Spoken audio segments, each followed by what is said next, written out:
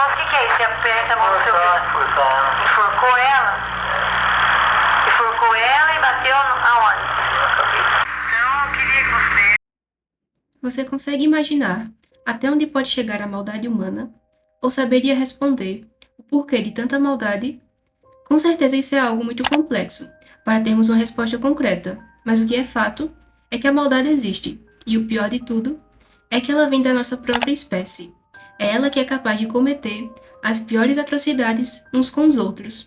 E durante décadas, as cidades do estado de São Paulo se viram atormentadas com o desaparecimento de crianças, e até hoje, muitas delas não foram encontradas, mas a responsabilidade caiu sobre um homem que disse ser responsável por centenas de vítimas. Laerte Patrocínio Orpinelli, muito conhecido como o maníaco da bicicleta ou o bicho-papão, pode ser considerado um dos maiores serial killers do Brasil e até do mundo, e é responsável por carregar uma história aterrorizante de maldade e sofrimento de diversas famílias. Mas antes de continuarmos, eu já peço que você deixe seu like e se inscreva no canal, porque assim você vai estar ajudando bastante meu trabalho. E não esqueça de ativar as notificações do sininho, porque assim você sempre vai saber quando eu postar um vídeo novo. E bem, sem mais enrolações, vamos para o vídeo de hoje.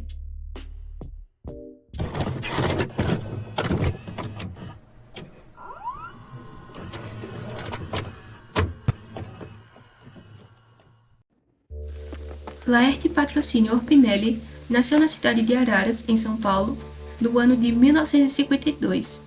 Ele era o sétimo filho de 9 irmãos, e sua infância, como a de muitos criminosos que desenvolvem comportamentos violentos, foi marcada por uma série de eventos e condições que contribuíram para agravar o seu quadro de transtorno de personalidade psicopata. Laerte Orpinelli nasceu em uma família de baixa renda e viveu uma infância conturbada. Ele cresceu em um ambiente familiar instável, caracterizado por violência doméstica e falta de apoio emocional. Tais características fomentaram seus comportamentos violentos, onde o mesmo batia em seus irmãos e mãe. Sua mãe chegou a amarrá-lo em troncos de árvore ou ao pé da cama, deixando-o nessas condições por muito tempo.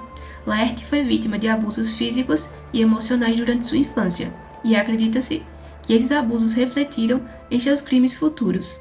O mesmo também tinha dificuldades na escola, tanto acadêmicas quanto comportamentais, desistindo da vida acadêmica na terceira série. Com toda essa situação, Laerte acabou desenvolvendo problemas de alcoolismo ainda muito jovem, antes mesmo dos 18 anos, e o abuso de álcool foi um fator importante em sua vida, que contribuiu para o agravamento de seus comportamentos violentos. Ele chegou a ser colocado várias vezes em hospitais psiquiátricos pelos problemas do alcoolismo e violência. Em sua última internação, ele passou 5 anos no Hospital Psiquiátrico Antônio Luiz Saião, e nessa mesma época, um de seus irmãos acabou falecendo, o que levanta o questionamento que a sua primeira vítima poderia ser esse irmão, mas nada nunca foi comprovado.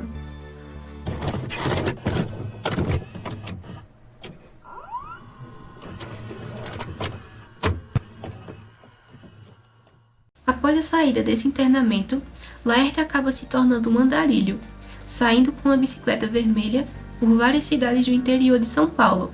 Ele sempre anotava o nome e o ano das cidades em que passava, em um caderninho que ele carregava, o que futuramente ajudou a polícia a entender a linha do tempo dos seus crimes. Ele aprendeu o ofício de engraxate de portas, o que possibilitou a ele o contato com muitos bares e estabelecimentos comerciais. Nesses bares, ele começou a fazer amizades com homens que frequentavam o estabelecimento e levavam seus filhos juntos, ganhando assim a confiança dessas pessoas, onde muitas delas até permitiam que ele frequentasse suas casas. Assim, ele acabava passando despercebido pela sociedade, muitas vezes visto como um homem simpático, bobão ou um pobre coitado, e foi com essa máscara que ele arquitetou seus crimes perversos.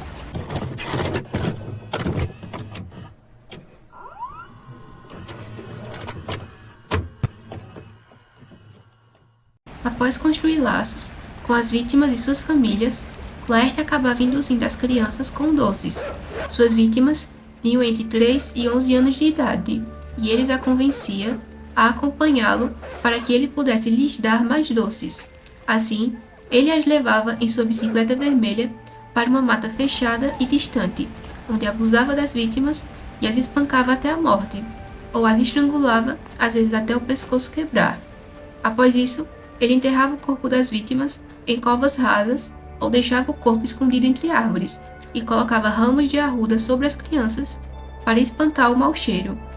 Por quase 30 anos, esse assassino esteve solto na sociedade, perambulando por várias cidades de São Paulo, cometendo suas atrocidades. Ele cometeu seu primeiro assassinato aos 18 anos de idade, no ano de 1970, na cidade de Bauru. Segundo ele, sua primeira vítima foi uma menina, e após isso, ele nunca mais parou até ser preso. Seus crimes só começaram a ganhar visibilidade policial quando passou a atacar no município de Rio Claro.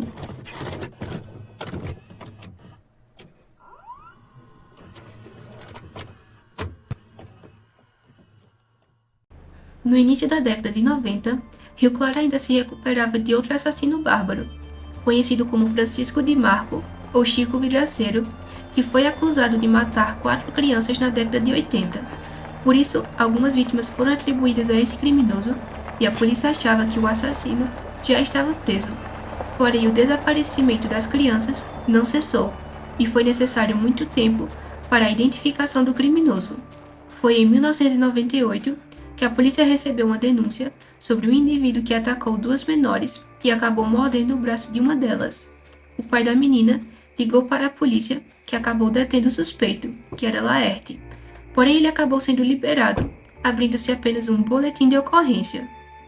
Foi a delegada Sueli Isler Bartelotti que acabou se interessando pelo caso, associando diversos casos não solucionados a Laerte.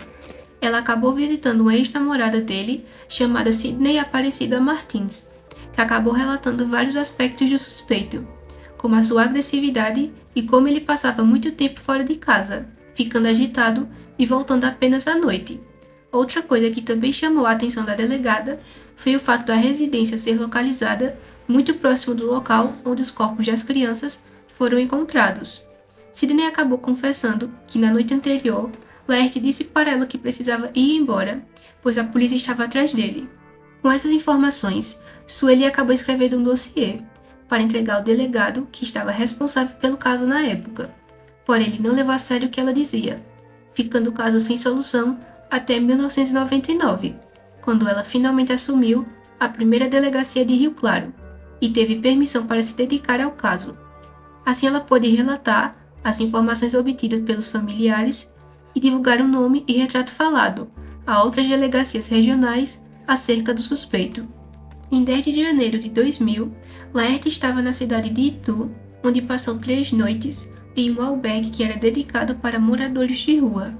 Ele estava seguindo o caminho para a cidade de Leme quando foi preso num posto de gasolina. Ele não mostrou qualquer resistência e se negou a responder qualquer questionamento.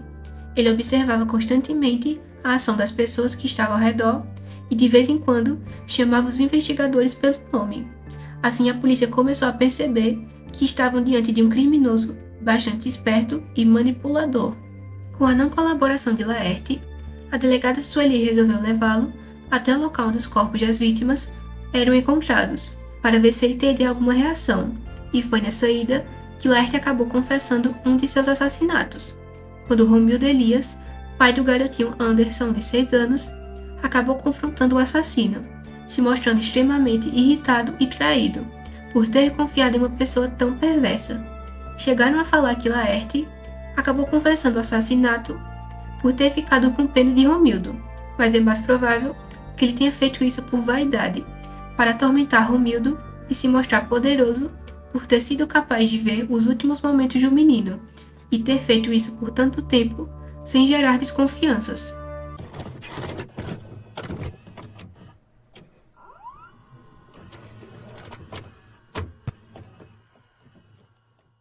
Com todas essas revelações, Laerte acabou sendo linchado pela população e pelos presos da cadeia em que estava. Ele chegou a ser atacado uma vez enquanto estava no banho de sol e perdeu parte de uma orelha por mordidas. Por isso, ele concordou em contar todos os seus crimes em troca de proteção. Ele confessou que tinha uma vontade muito grande de agredir crianças, que tinha prazer em vê-las sofrendo, e que quando bebia, ouvia o diabo mandando-lhe fazer essas atrocidades. Assim, ficava muito violento e sentia o desejo de vê-las aterrorizadas lhe consumindo. Ele também confessou que chegou a beber sangue de alguma de suas vítimas. Em depoimentos, ele acabou respondendo que quando a criança ficava quieta, ele apenas estrangulava, mas se ela começasse a gritar, ele matava no soco. Além disso, quando a delegada Sueli perguntou para ele por que ele matava crianças, ele respondeu que matar crianças para ele era como matar passarinhos. Então ela perguntou quantos passarinhos ele havia matado, fazendo referência às crianças. Foi quando ele disse que parou de contar quando chegou no 100. Ao todo, ele confessou ter matado 12 crianças, de ambos os sexos, e em uma faixa etária entre 3 e 11 anos. Ele indicou a localização das ossadas para a Polícia Civil, tanto na cidade de Rio Claro quanto em cidades vizinhas, mas em alguns lugares não foram encontrados os restos mortais. Além disso, havia a suspeita de que Laerte poderia ser o autor de outros crimes em décadas anteriores, baseado no seu modus operandi e no seu histórico de passagem por esses lugares, como o caso de Maria Lúcia Vieira.